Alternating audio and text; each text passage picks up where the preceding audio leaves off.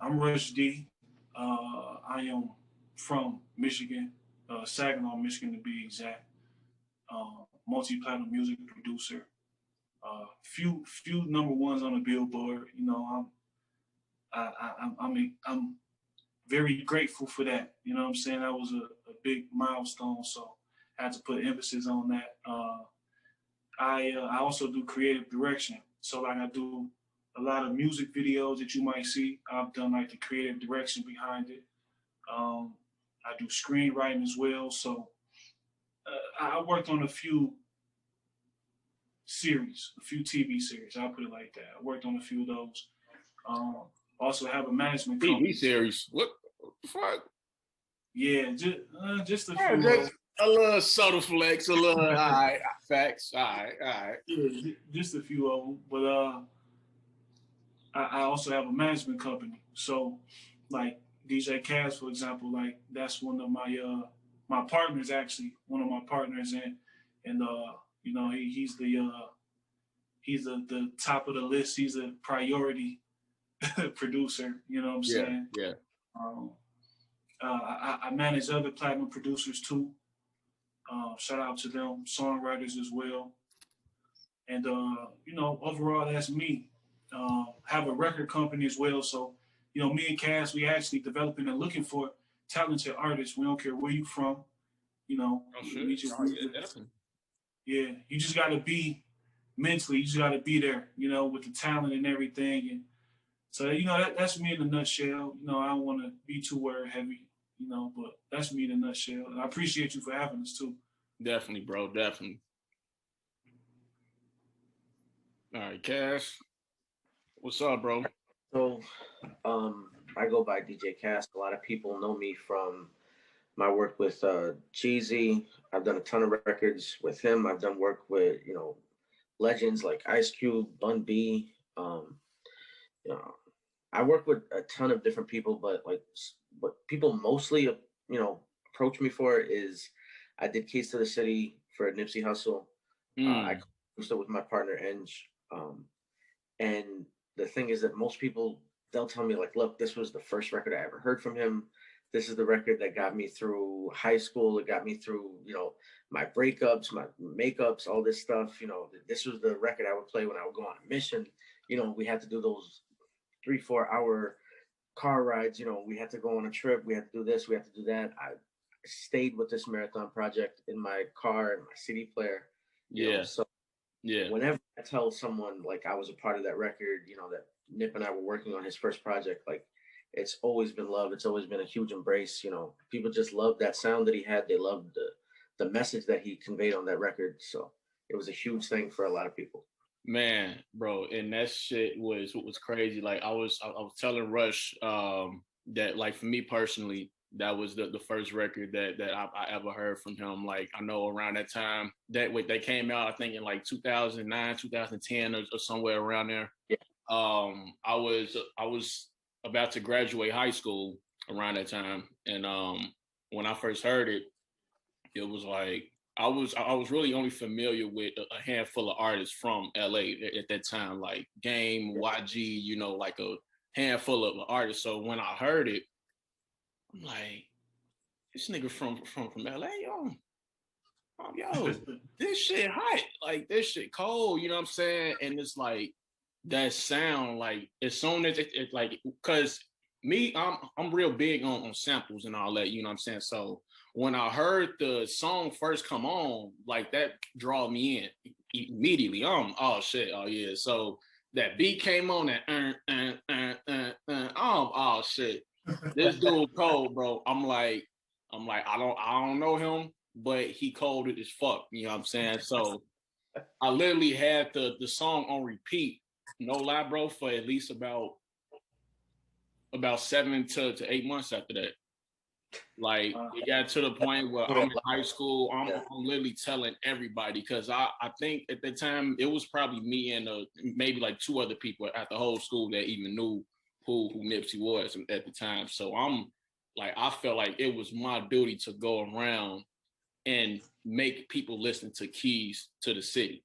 Exactly. Like I'm going around like, nah, you finna, hear this. Like, bro, play this shit, like, so that went over from when I went to college. I'm putting my homies, my buddies, everybody on the nip. I'm like, yo, this Keys to the City shit is crazy. So that was like how I got, what I'm saying, in tune with them, playing them in parties, like when I first started DJing and stuff like that. And it's just, it's definitely a blessing and an honor to be chopping it up with the guy who's responsible for it. You know what I'm saying? So quick shout out to you. You feel me? Yes, sir. Yeah, definitely, bro. So I know it's to my understanding, it was like around 2008 when you kind of linked up with him, or which one was like you? It might have been earlier than that, maybe somewhere around maybe 06, 07. One of the things that I always use is I go back to, this was when MySpace was popping. So we met through, so like 06, 07, something around then, when everyone was worried about like their top 8s and whatnot, right. What was that? The little close friends thing. Yeah, exactly. Forgot the name of it, but yeah. So basically, I just heard his music through there, and it was a friend of mine. He goes by Lurch, and he put me onto his music. And I said, damn, I got to work with this guy. Like, I was a fan instantly. He didn't have any kind of like major record deal. He didn't have billboards, plaques, nothing like that. He was just a new rapper whose music I really liked, and I was just hoping one day to do a beat for him. That's all that I was thinking of. I just wanted to make music, and we started from there. So it was, when you sent the beat, well, actually, I want to get into the logistics of the beat first. Like what made you pick that like specific sample for that song? You know what I'm saying? Because there's millions of other ones that you could have picked, but what was it about that one that like sparked you to, oh shit, nah, this is the one that I'm using. This is the beat that I'm gonna send to Nipsey. Okay, so the thing about it was when I first heard it, my co-producer on the record, and he sent it to me, and I said, all right, I love this sample. I want to build up on it. I want to take this and like remanipulate it. I want to try to bring in like the beginning part or the ending part or whatever. And then we wound up adding some live instruments to it. Played some keys on top of it, the bass and all that. Some and just tried to bring out everything in the record and give it that little accent. And then once we did that, I had a guy that I was working with, goes by the name The Music Lovers, and it was a collective actually. So they were real big on Ustream at the time. So when they were doing the session, they were recording it live and streaming it, kind of like an Instagram live, but this was 10 years ago, maybe 12 actually. So they did the hook like in front of me, and I'm miles and miles away on another laptop, just like, oh shit, like this is gonna be the one.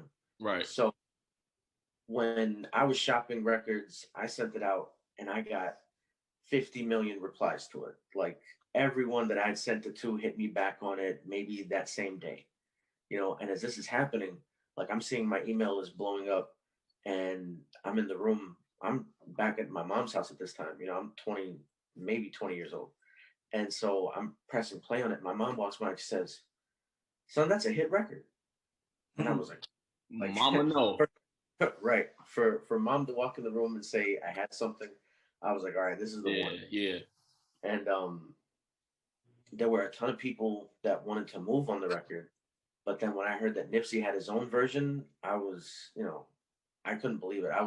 Because they played it for me over the phone. Nip and his partner Adam had called me up, and they played the record for me. And I was like, oh, now that I know that you have a version of this, I have to go and stop everyone else from trying to put it out. Right. Yeah. So it was crazy that he did the record and he wanted to move forward on it, because as much as I loved it, I didn't know who was going to pick the record. I knew that it was going to be something for somebody, but you never know what someone's going to vibe to or what they might pick up on, because I've said a billion records. Like me and Nip, we worked through email so much. Eventually, like the emails weren't sending fast enough. And he told me, look, give me a hard drive of all of your music. Mm-hmm. So I'm sending this man hard drives of beats, and he's just ripping through all the folders, going through everything, like just nonstop recording. So from the time that we met until now, like it's just been constant records. I don't even know, like I'm still finding out records to this day that he was going to, like he almost released. You know, we're still finding stuff from when we were kids that never saw the light of day. So he was self-described as prolific, but the man really was prolific with his recording. Definitely. So with that being said, do you ever think that it's a chance that maybe you could get those records and like kind of put out like a little EP or something like that? There's some things that we're working on right now. Reaching out to the family and all that. When you have someone that is like the pinnacle of what they were trying to do, it's a huge thing that he had the talent and his older brother would say, okay, I'm the older brother, but I'm gonna take a step back and support you, and I'll be in charge of helping you grow instead of trying to take the shine for himself. Right. Like especially for siblings, all of us know what it's like to have family. There's always someone that wants to outshine you. So for them to get behind him, and then for something like this to happen, you want to kind of let the family move at its own pace, because they put their blood, sweat, and tears into it just as much as he did. Right. So as far as like releasing older music, it's something that I want to make sure, if we're gonna do it, that we're gonna make sure that it furthers the legacy, not just something where it's like, I just want to put this out and make some quick cash on it or something like that. Right. The way Nipsey's fans are right now, there's such a kind of like a void that he left. So if they hear some new music right now, they're gonna be really anxious to hear it, and they're gonna run those numbers up. So of course, I'm sure there's labels right now that say, man, I wish we could just release something with Nipsey on it right now, so we can just get those numbers up. But I want to make sure that if we do something, that it's respectful.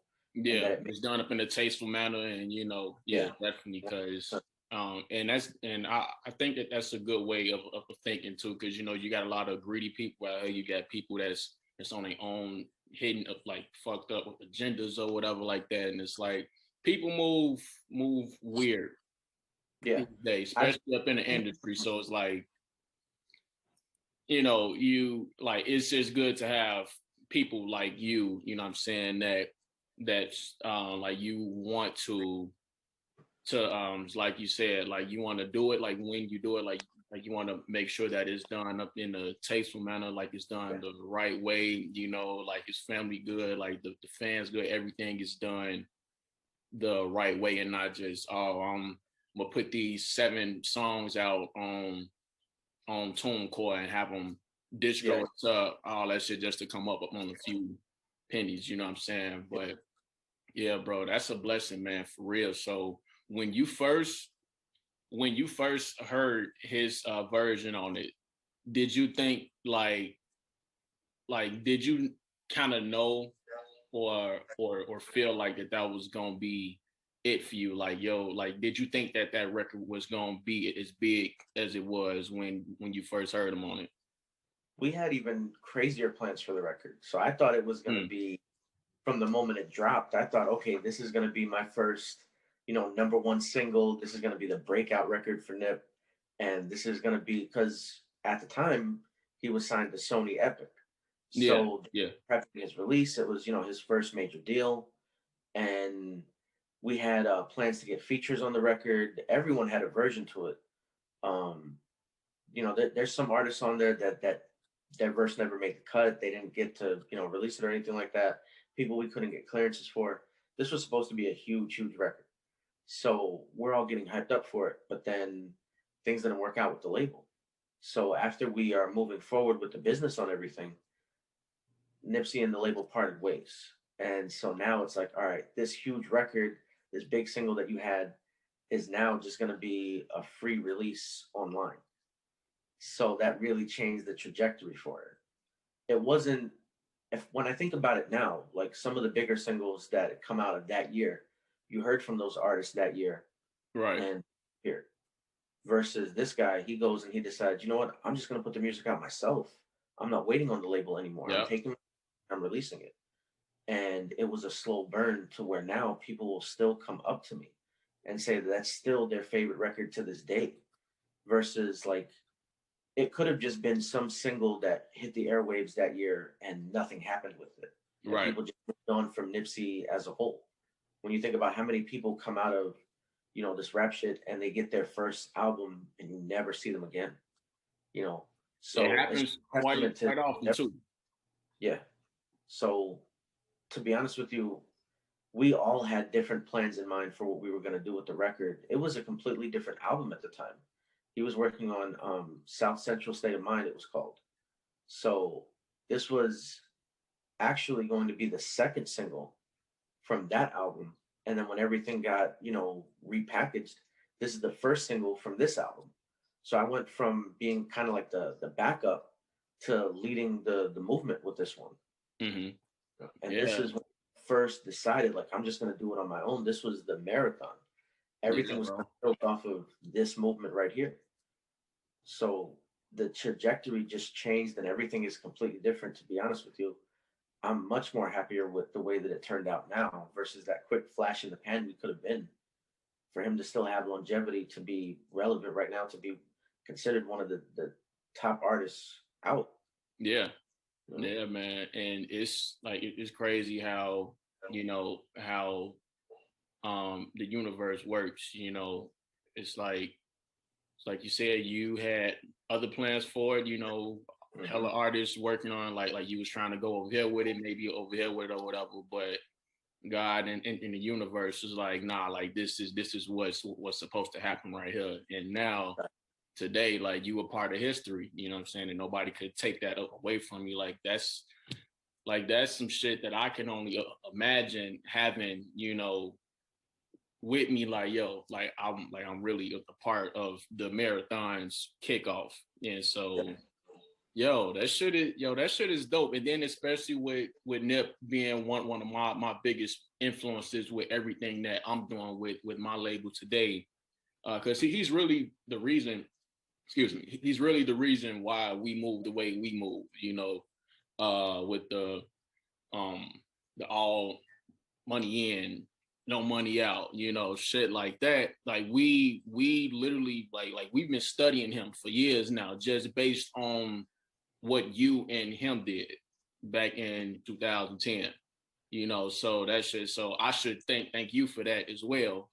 Cause if it wasn't for you, then like it's like a series of events. If you hadn't have sent him that beat, he wouldn't have did it. He probably would have still been up in the label shit. Like he probably wouldn't have started the marathon and all that other stuff is like, and all of that started from you sending him the beat. You know what I'm saying? So that shit is like, it's a dope thing to see, and it's a blessing, man. So with the audio, not audio. I'm sorry. With the visual album experience coming out tomorrow, is that coming out like tonight at midnight, or is it like tomorrow at a certain time or something like that? It's gonna be live streamed at 6 p.m. 6 p.m. Pacific time. Yeah. Okay, cool. So it should be 9 p.m. on the East Coast, and all the different time zones in between. Okay, cool. They're gonna live stream it so that everyone gets the same experience at the same time. Right, and right. On YouTube. Yeah. So with that, because I know, me personally, I didn't think that it was just gonna be, just a bunch of dope visuals with the mixtape playing in the background or whatever. I personally kind of figured that it would be some type of other like dialogue or whatever that was involved in it. So did you have what else, like other than Keys to the City, like as far as the re-release of the mixtape, how was that experience for you, like just being a part of what's coming out tomorrow? To be honest with you, it's been great. Like every member of Nipsey's team has always been A1 with us from the beginning. You know, it's always been like a family situation. Me and Nipsey would joke about me being, you know, the first all money in producer. You know, this Hey, is something shit. I've been talking about since I met him. You know, um, but this has just been great to look back on and relive, you know, everything that we were doing back then because we were just kids at the time. You know, he might have been like 23 and I was 20. So for it to go from that to this and for it to actually be something where the whole country, you know, is wearing Crenshaw sweaters, you know, that means something. For him to go from just like putting out music for free, like just hoping that someone hears it on MySpace or YouTube, and then, you know, like I emailed him at a Yahoo email address way back when. Mhm. There's there's Yeah. videos of him.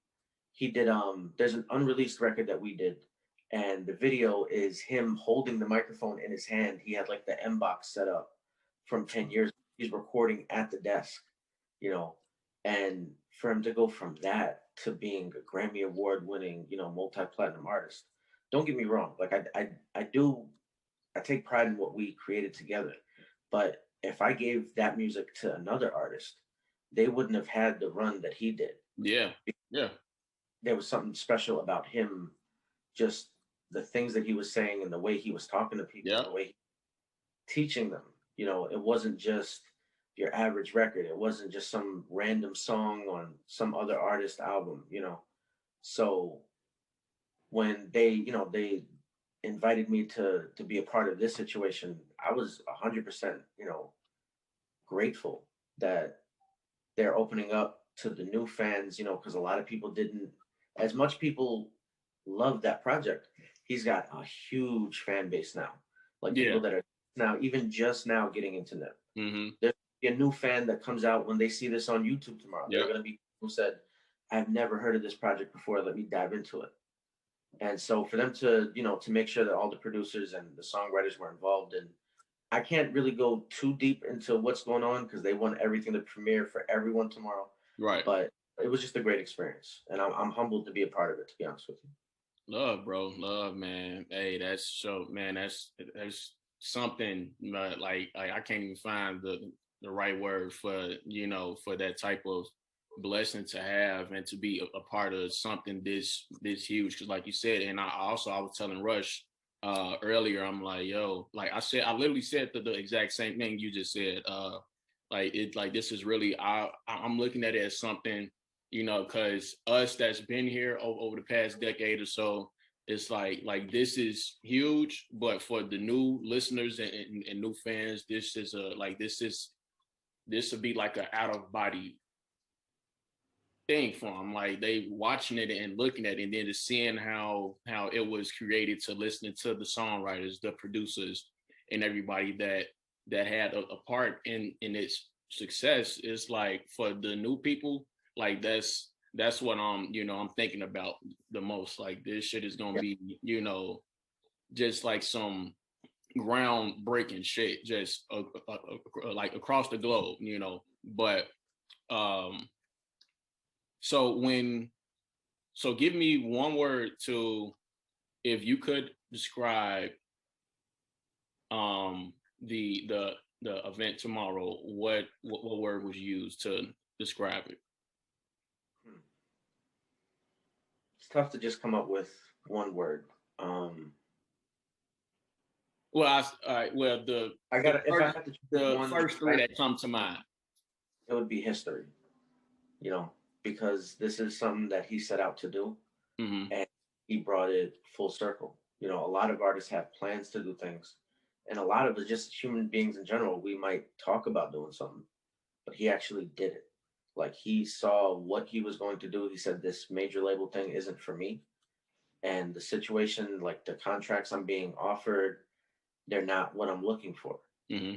So he decided right then and there, like now it's time for me to build up my own team, build up my own vision.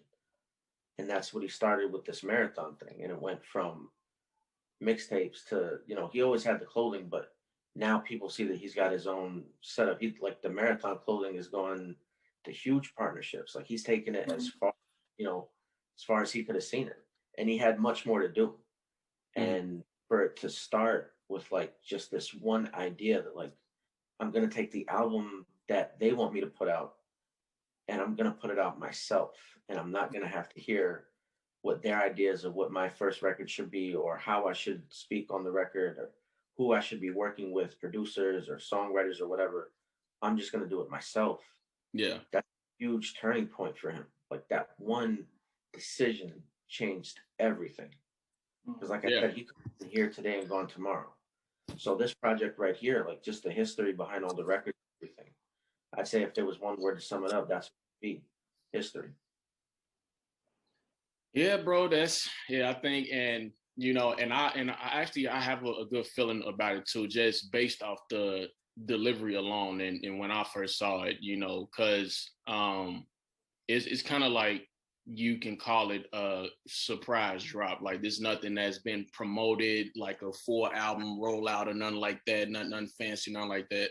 It was just like I was just scrolling IG and I saw the video with Love playing in the background. I read the caption. I'm like, oh shit. I'm like, yo. Like I couldn't believe it. I'm like, yo. And then it said Friday. I'm like, oh shit, bro. like literally, like I'm looking at the phone. Oh shit. Yeah, bro. It's up there. Like it's up there. So it's definitely like I feel like it's definitely about to, you know, just go down in history for a lot of things, you know what I'm saying? And this is something that I feel like I've never met him personally, but I feel like I've known him my whole life, you know what I'm saying? Like, if that makes sense. And I think that this is something that, you know, that he would have wanted, you know, for all of us, you know. And then another thing, like I could bet you my bottom dollar that the marathons, I can bet you my bottom dollar that the marathons numbers is about to, like those numbers is about to go through the roof after tomorrow. Of course. The last time, bro, like that shit about to skyrocket. I think it was 2019. It charted on Billboard for the first time. Yeah. So imagine having a record like a Dat Piff release, and then people heard it again 10 years later and decided, you know what, I love this shit.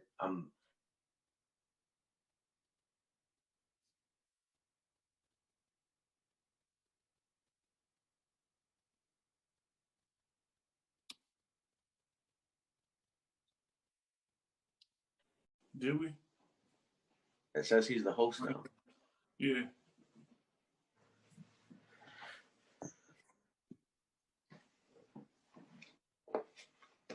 First class. I don't know there you go. That's happened, but wait, let me. Did your phone ring, maybe? No, I'm on my laptop, bro. Oh, okay. All right, yeah. I don't know how that just happened, but yeah. But what were you saying though about the, like, with the numbers, like, and everything like that skyrocketing after? Oh, with you know, I keep referring to it as last year, but 2020 has been such a blur. It's actually in 2019 when they got the record to chart again, just from all the spins that it was getting. And this is what I was saying, is this is a 10-year-old song that came out for free on Dat Piff. Mm-hmm. So to take that from a free mixtape website to where now it charted on Billboard for the first time since its release, like that's a huge thing. You know, that just shows you how much his fans really loved him and what he meant to them. Yeah, definitely. And then also, I think it's like, because when I first heard it, and I'm pretty sure it's like this for a lot of other people that heard it when it first came out as well. It's like now, like I love it now that I'm older, you know, than I did when I was younger, because I can relate to a lot more shit that he's saying more, you know. So I'm listening to it, and then it's like you know how they say on social media is like it's some saying, but it's something along the lines of is hidden different. And it's like that with me personally, because I listen to it. It's like songs that I hear like 10, 15, 20 years later, it's like now that I'm grown, you know what I'm saying? I'll be 30 in 2 years, well, in a year. But when that song first came out, I was roughly around like 15, 16 or something like that. I'm almost 30, and the shit that I've been through from then to now, listening to that song and his delivery and what he's saying, how he's saying it, all that, it just hit different, bro. And it's like, because I'm not gonna lie, as soon as this is over with, bro, I'm gonna play that shit for the rest of the day. Not gonna lie to you. You know what I'm saying? But play it if you listen to him saying, like, he says, I'm the voice of the people right now. You know, I speak for us, and that rings much more true today than even when he recorded it. You know, like when you hear it now, from like, imagine him saying this in the year 2021, right, you know, and it still rings true. Right. So it, like, to me, it's unimaginable. There's not a lot of people who that you can play their songs from 2010 and like there's still relevance in that, you know. So for him to do what he did on that record, for it to still be something that people run back to, you know, that to me it's amazing. I want to, like I said, I want to be proud of the work that we did, but a lot of it goes to him being like a visionary. Yeah, and just who he is and who he was, you know. Yeah, for sure, man. Like, timeless music is that's not normal. Timeless music is not normal at all. So yeah, I can agree to y'all sentiments on that, because you know I believe that's also what makes Nipsey exceptional, because you know when he started the marathon, just like when you think about just the word marathon and what marathon means, you know, going the distance. I mean, Nip literally ran the distance with his idea, with his vision. Yeah. This shit didn't end after a year. You know what I'm saying? And he said, no, I need to do some more. I need to do something that's gonna make me a little bit more mainstream. Nipsey literally started his marathon with his vision. He ran that motherfucker to the finish line, to the victory lap. Literally. You know what I'm saying? Like, literally. That's, you know, that's that type of shit almost. It gives you chills, and it gives you a new sense of being driven. When you look back in hindsight being 2020 and you say, yo, he been saying this shit and he stayed true to this shit. Yeah, definitely. And he rode this shit out past the victory lap. Yeah, man. You know, that's not normal. And like, yeah, and what he did, you know, like he like influenced a whole generation of rappers and all that. Because now, since the marathon started, you have artists and creatives and like not even just, you know, like we're not even gonna just box it in with like music and shit. Just people in general, you know, like they take after what he started, like his mindset, the way that he moved, how he moved, and stuff like that. You know what I'm saying? People are applying it to their daily lives, including me. You know, so that's some shit that like you said, like the average person can't do.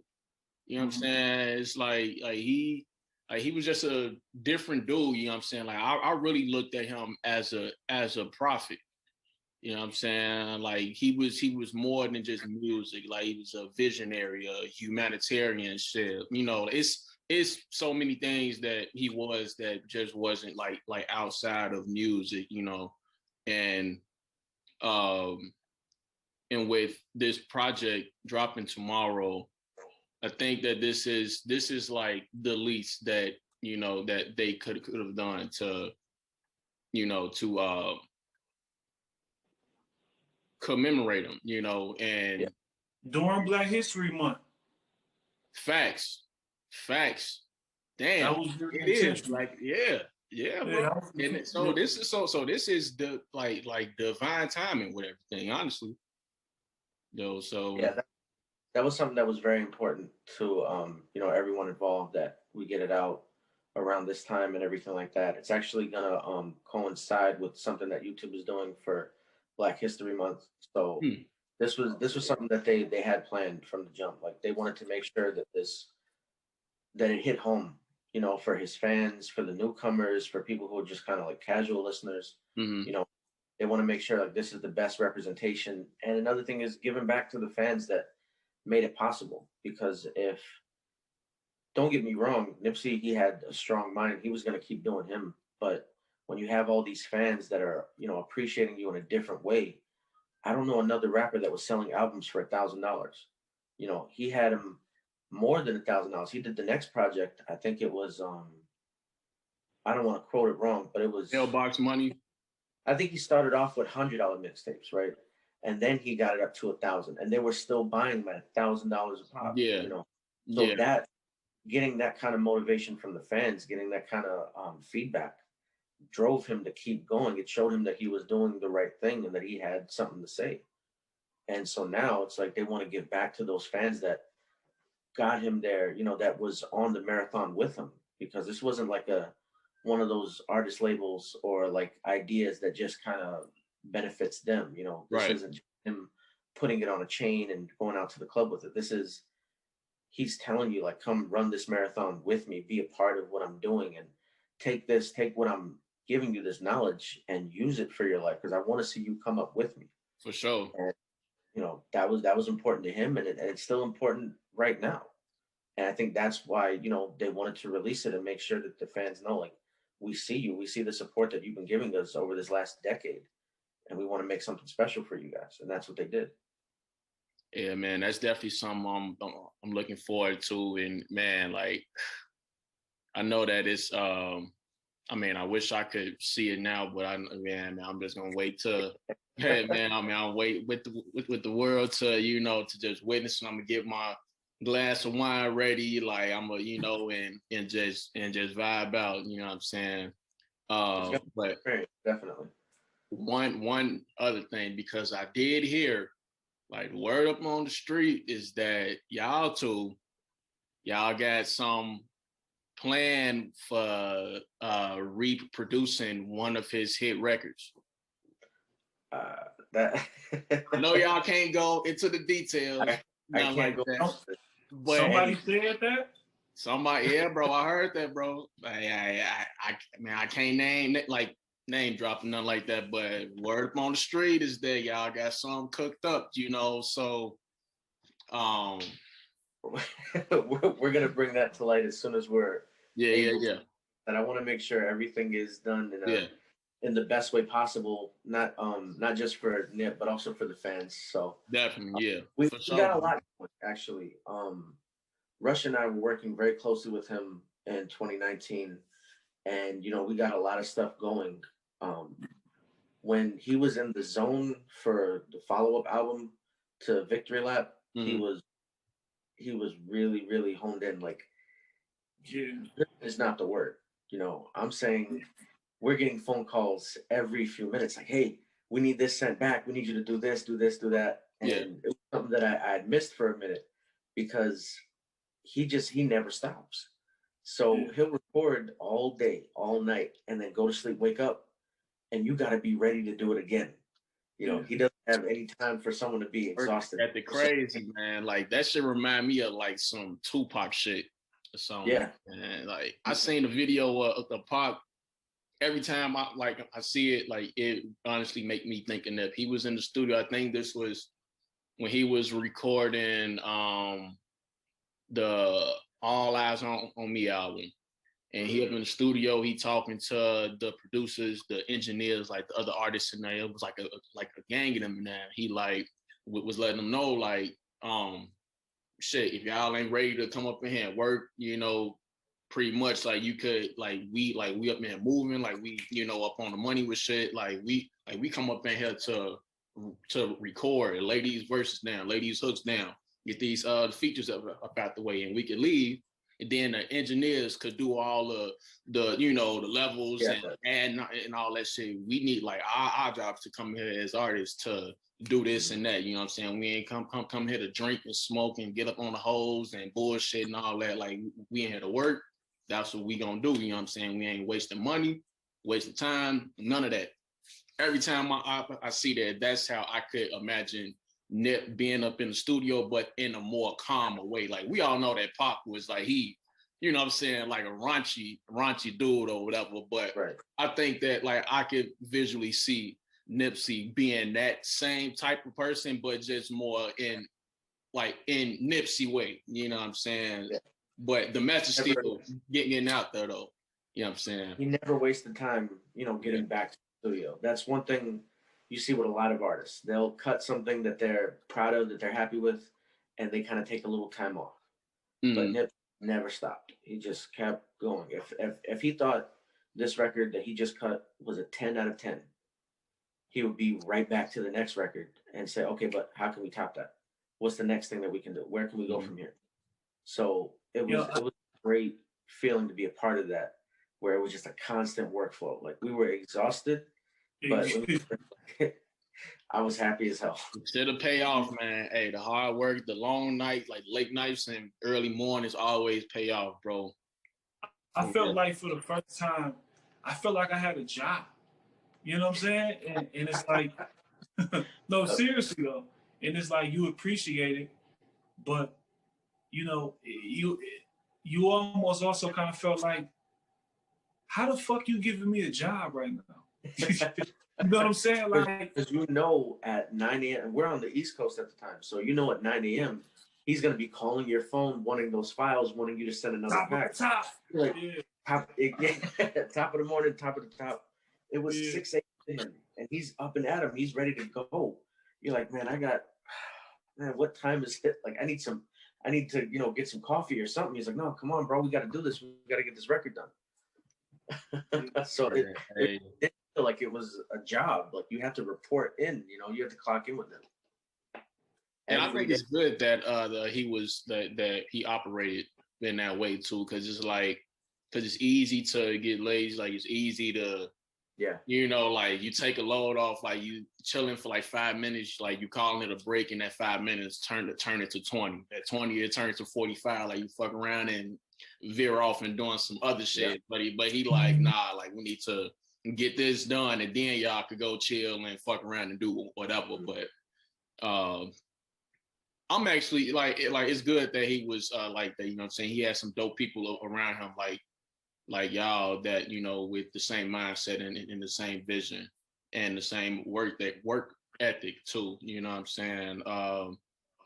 Because I think, and please correct me if I'm wrong, him being that way with y'all, like that helped y'all like with personal lives and stuff like that, and how to move and schedules, and you know that probably like changed y'all mindset and the way that y'all do, like y'all probably do everyday things just based on him just being that type of leader, like, you know, just for not just y'all but for others too. And it's like I think that everybody need a dude like Nipsey up in their circle. Like you need somebody that's knowledgeable. You need somebody, you know, that's a hard worker, diligent worker, and like all the qualities and traits that he carried, you know, I think rubbed off on everybody who he's worked with and who he's been in contact with and who he's around every day for the better. You know. You know what? To add to what you're saying, it just made me think about that. Me and Cass, we always joke about this. It's a Jay-Z line for everything in life. You know what I'm saying? Like for any situation, it's a Jay-Z line. So with what you're saying, this just made me think about something. You know, like when Jay-Z said, "Always knew I was a prophet. I just couldn't find a decent job." You know what I'm saying? Like you think about that. Yeah. So in context of Nipsey, it was like Nipsey was just so prolific and prophetic and very intentional in his mission that he gave so much value to the term the marathon. You know what I'm saying? Because when you think of a marathon, you running a race for a cause. You know what I'm saying? Right. And his cause was the vision and everything that went along with the vision. So then so now when you have a vision, you running the marathon. Like, yo, I'm doing a marathon with this shit. When Djay Cas, when he wake up and he got a vision for something, he running a marathon with it. I just hit Djay Cas. We just did some stuff on. We just did a record with Lola Brooks for Lola Brooks, and it was co-produced by platinum producer Dizzy Bango, and he produced Mood Swing from Pop Smoke. Shout out to them. So we just did a record, right? And I hit Cas the other day, and I'm like, yo, I need the second part of the loop pack that you put together, because he just released the loop pack, Dirty Glove loop pack. So he just did a part 2, and part 1 been going crazy. Like, a lot of people been tapping into the sound. A lot of platinum producers, multi-platinum producers, Grammy producers. But anywho, I hit him. I'm like, yo, Cas, we need another one. And he's like, nah, let me finish the vision. And I'm like, Cas, man, just, you know what I'm saying? Right, I'm good. I'm right, like, right. You got any more of those? Those right. Dirty Glove packs? He like, nah, man, like, let me finish this shit out. Let me get it together. So yeah, to your point, we've all embraced the marathon. You know what I'm saying? And everything that we do. And Nipsey, man, he was just so intentional, man. And he was just like, you know, he didn't have to. And shout out to Mike and Keys too, because they did Keys and too. Yeah, so and they definitely helped keep that alive. Shout out to B Dot. B Dot, when he had Nip, when him and Elliot Wilson had Nip on a show, B Dot said that's actually one of his favorite records from Nip. So him speaking on it again, like that was major love. I talked to B Dot and I told him, you know, I really appreciated that. We appreciated that because, you know, just everybody just been keeping it alive, man. And even like back when we were working, it's like Nip didn't do anything with ego, right? But you definitely knew that Nip felt like, yo, this shit is gonna be something. I want you a part of it because I fuck with you. Right. Because I need you. Real shit. But because I got love for you. I fuck with you. This shit is about to do something. Please, just get on this marathon with me. You know what I'm saying? So now we between like doing records for MGK. You know what I'm saying? Cas did something with MGK that was going crazy. Like, he was performing it, opening on his tour. Like, shit was going crazy. Submitting records for, you know, for Rick Ross. Submitting records for, you know, different artists. But here it is, Nip is like, yo, I'm giving you a job. I need, like, yo, what the fuck? Like, man, hey, yo, but yeah, that's some shit that's gonna, you know, just hold weight in y'all lives, like for forever. You know what I'm saying? Just the way that he was moving and the way that he fucked with y'all, like personally, like not even just musically, just as men. You know what I'm saying? Like that's some special shit. And we worked until the day of the untimely, you know, situation, like actively every single day until that day. Like that weekend was like the first time that me and Cas felt like we had a break. We joked about it. Seriously, like we joked, we like, yo, like we looked at our phones and Cas like, yo, what you doing? I'm like, shit, I feel like I'm on vacation. So I'm in Chicago right now. You know what I'm saying? Like, Nip ain't hit me. Like, we ain't talked to them in like 2 days. I'm relaxing. You know what I'm saying? For real though. Birthday too. Yeah. So, but like he said, up until that point, it was every single day. It was a phone call. Like, I need this, I need that. He didn't let up. He wanted the best version of yourself. You know, he needed you to be on your shit because he saw what you were capable of doing.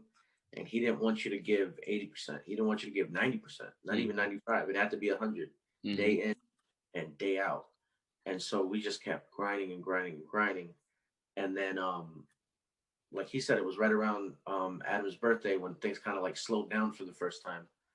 and then we were just gonna get back into it. Like we had a new batch ready for him, and then we started seeing the news, and it was, just tragic. Yeah, man. Shout out to Adam. Shout out to Adam. Shout out to Sam. Shout out to the whole family too. Yeah, bro. That time, man. It was. I remember it like it was just. I was actually in Vegas when I found out about it and shit. I was out there celebrating my my 6th year, my Q-versary. Like I'm I'm a Q dog, so I'm out there with my LBs, with my line brothers. We out there celebrating, kicking it, and we at the spot, and I'm on Twitter scrolling, and I'm just seeing the videos and all this other shit. I'm like, bro, like I threw the phone. I'm like, this ain't real. I'm like, this ain't, this ain't happening. So I keep kicking it, gambling, all that. I'm kicking it. Man, some hours later, I'm like, all right, like I'm really like I'm expecting to get back on and be like, oh, sources say that he's good, woo, this and that. Like that's what I'm knowing that I'm about to see. Yeah, but I didn't, and that shit, bro. I was crushed for, bro, like months after that. I'm not gonna lie to you, bro. It was like a good 2 to 3 months, bro. I was fucked up, because it's like I said before, like I felt like I knew him personally, never met him. Like the most in like the interaction that I had with him was that he followed me up on Twitter. You know what I'm saying? Like I did some articles for him, and shit like that, and he fucked with him, commenting like we'll tweet here and now. That was the most. But outside of that, like I felt like I actually knew him. You know what I'm saying? And it was like, bro, that shit hurt. Yeah. Shit hurt bad. You know what I'm saying? And it's like, yo, like we really just lost a real one. Like it'll never be another Nipsey Hussle ever. And it's just like I'm just just grateful that I was able to experience his growth from the first time that I heard him on Key to the City up until the time of his demise. You know what I'm saying? So, man, it's just like we all just gotta just keep the marathon going. And then because I think that like the marathon is really gonna be some shit for generations to come. Like our kids is gonna be talking about the marathon, and like our kids don't know who Nipsey Hussle was, what he did for the game, and the man who he was, and things like that. So I'm really looking forward to tomorrow and the experience that we all are gonna get from this. Rush, you actually I want to commend you for bringing on Cas and signing him and doing that, bro, for real, because you got a good one now. Can tell I always tell Cas like Nip brought us together. You know what I'm saying? Yeah. So it's just it's crazy, man. That I always said the future has already happened. You know what I'm saying? Facts. So, yeah, I'm grateful, man. Like, Cas to me is not like that's not like just somebody that's under the company or just a partner or something. Cas, that's like my real family. You know what I'm saying? So, right. And I'm glad that Nip was a vessel for that.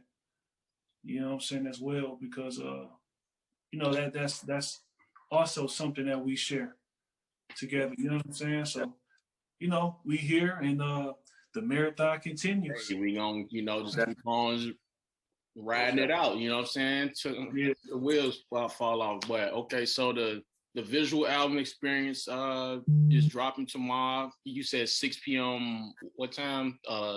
p.m. Pacific. 6 p.m. Pacific time. Like we all about to tune into that. But before we part ways, I got a game of this and that for y'all. All right. What's this and that? About to find out. Okay. All right. Crenshaw or Marathon? Crenshaw. That's tough, man. I'm gonna go with Marathon.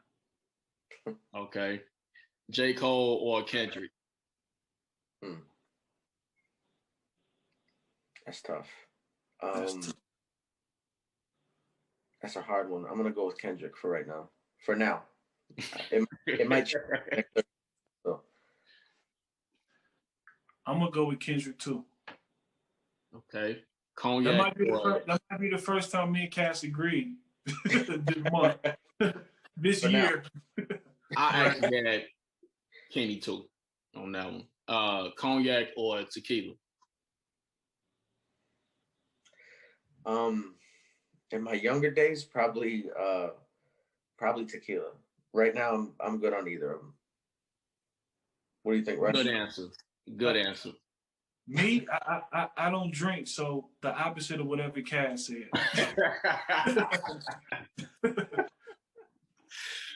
All right, Martin or Jamie Foxx show? Martin. I was quick with it.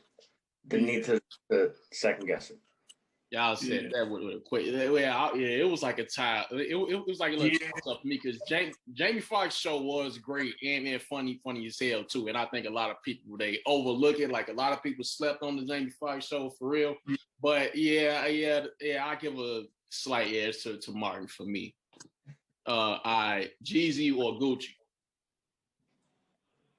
I did about 90 records with Jeezy, so yeah. I might be under contract to say Jeezy.